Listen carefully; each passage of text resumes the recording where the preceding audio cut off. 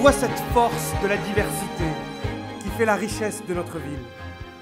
Et elle me donne ici, à mon tour, toute l'énergie nécessaire afin qu'ensemble, nous entamions ce chemin, ce beau chemin qui dessine un projet pour notre ville, une volonté pour notre quotidien, un avenir pour nos enfants. Je me tiens devant vous, tel que je suis. Je suis de cette histoire qui a fait et façonne la France.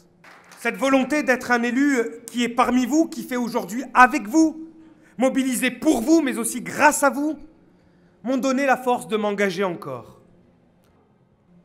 J'ai vu ces femmes, des Morillons, de toutes les couleurs et de toutes les origines, mais faites d'une seule foi, qui veut que leurs enfants réussissent et puissent à égalité avoir le même avenir que les autres.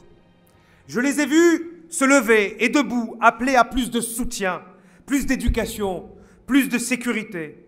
Elles sont le dernier rempart dans certains quartiers, ces femmes. J'ai vu les commerçants de la Boissière, du centre-ville et de la rue de Paris, ne comptant pas leurs heures, et qui, malgré les temps difficiles, savent que le potentiel de notre ville est réel, et qui y croient, et souhaiteraient que leurs élus y croient autant qu'eux.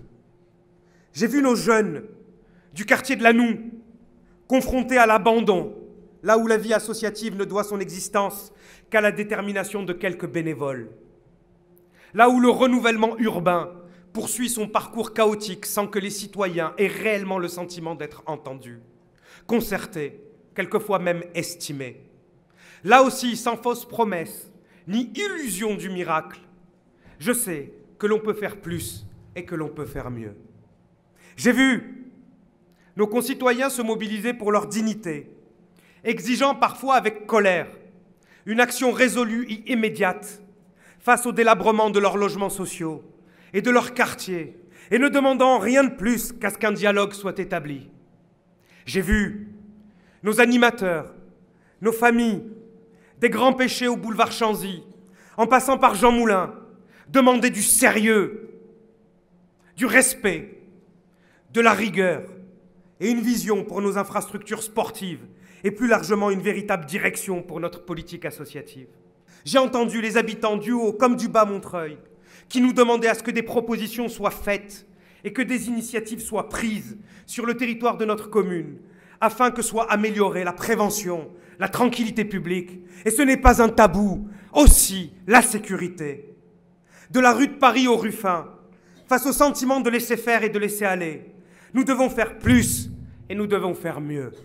J'ai vu ces chefs d'entreprise installés rue de Rosny ou dans le bas Montreuil, qui dans des domaines d'excellence tels que le numérique, la programmation et bien d'autres secteurs encore, ne demandent qu'à être mobilisés dans le cadre d'un projet de ville.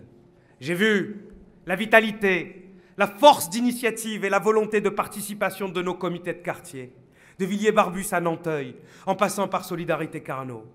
Là où nos habitants veulent, comme partout à Montreuil, avant tout être acteurs de leur quartier. J'ai entendu comment les Montreuillois se démenaient après des années de saccage pour préserver et donner une seconde vie au site des murs à pêche. J'ai vu ce couple dans mon bureau, vivant dans un 2 pièces avec 2 enfants handicapés, et qui depuis des années, plongés dans l'insalubrité, et restant sans réponse, demandaient un logement social alors qu'ils étaient la priorité des priorités. J'ai vu les citoyennes et les citoyens du clos français, Théophile Sueur, appeler à une présence, un soutien, lorsqu'à l'enclavement venait s'ajouter un sentiment d'abandon. Pour cela, nous pouvons faire plus, et je veux faire plus, et nous devons faire mieux, et je veux faire mieux. Enfin, j'ai vu et entendu ceux qui ne demandaient qu'à agir, simplement agir. Artistes, acteurs associatifs, sportifs, pères et mères de famille venant des 4 coins de la ville, et qui ne demandent qu'à être à son service, à l'instar de ces employés municipaux épuisés par la désorganisation, les ordres et les contre-ordres, quand ce n'est pas l'absence totale de perspective d'évolution qui rend alors leur quotidien au travail insoutenable. Parce que j'aime ma ville, parce que j'aime ses habitants, je veux qu'ensemble, nous allions de l'avant. Aujourd'hui, avec votre soutien, j'ai décidé, sans jamais considérer que ce qui avait été fait par nos prédécesseurs devait être banni par principe. Bien au contraire, car seul l'intérêt général compte. Pour faire mieux, car Montreuil le mérite, pour agir et aller de l'avant, sortir des luttes intestines et rassembler le plus grand nombre afin de réussir et réussir ensemble.